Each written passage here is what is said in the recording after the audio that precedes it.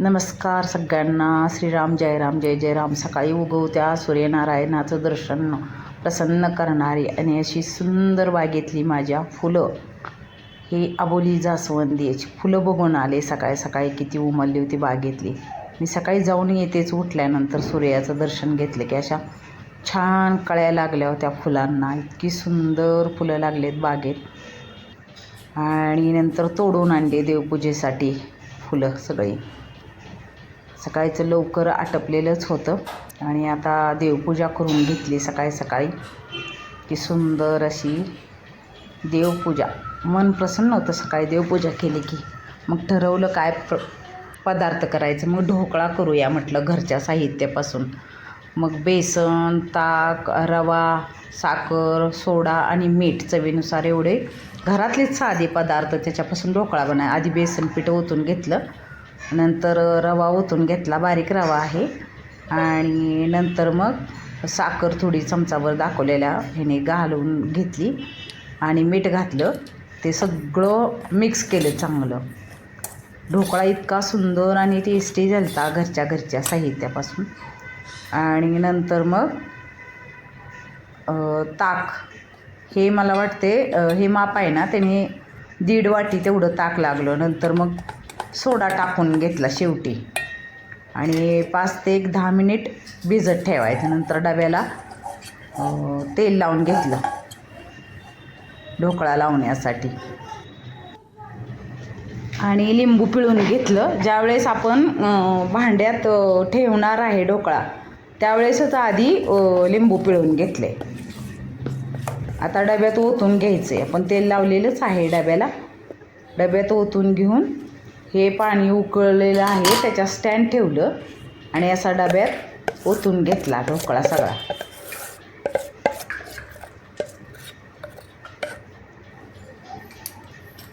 आणि नंतर पातेल्यात ठेवून दिला. एक 10 ते 15 मिनटं लागतात. मग साखरेत आता पुढची प्रोसेस म्हणून साखरेत पाणी ओतून घेतलं आणि फोडणी देण्यासाठी मिरच्याही चिरून घेतल्या, अशा उभ्या आडव्या थोड्या. कोथिंबीर पण चिरून घेतली फोडणी देण्यासाठी.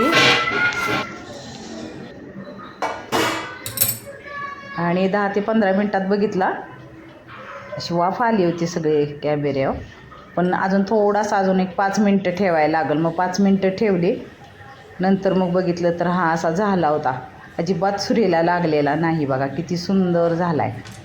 मग आता काढून घेतला. आता इतका म्हणजे लगेच निघाला आज्यात. इतका छान ना जाळीदार केक झाला होता घरच्या साहित्यापासून, जास्त काय नाही. इतका सुंदर झाला होता की ते असा फुगला होता टम्म.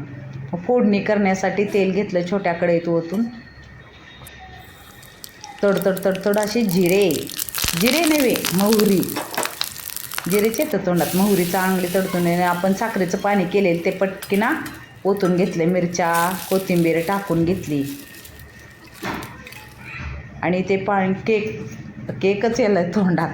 ढोकळा असा कट करून घेतला. तुम्हाला पूर्ण कट केलेला मी दाखवते. असा कट करून घेतला सगळा. इतका जी म्हणजे जाळी ह्याला ढोकळ्याला पडली होती.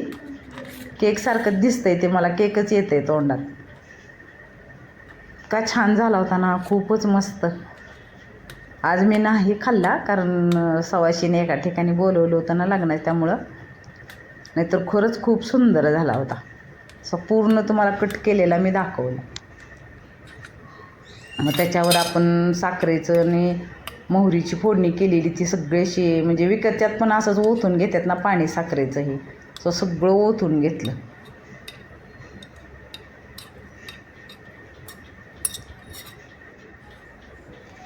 इतका सुंदर आणि छान दिसत होता ना खरंच. साध्या सोप्या घरातल्या ज्या वस्तू आहेत आपल्या हाताखालच्या त्याच्या विकतसारखा आणि सोप्या पद्धतीनं घरच्या घरी विकत असाच मिळतो अशी चव झाली होती केकची. आणि इतकी सुंदर जी जाळी जी पडली होती त्याला सगळीकडे ते साखरेचं पाणी गेल्यामुळं टेस्ट इतकी सुंदर आणि चवदार झालता. जाळीदार असा केक तुम्ही करून बघा. लाईक, शेअर, सबस्क्राईब करा.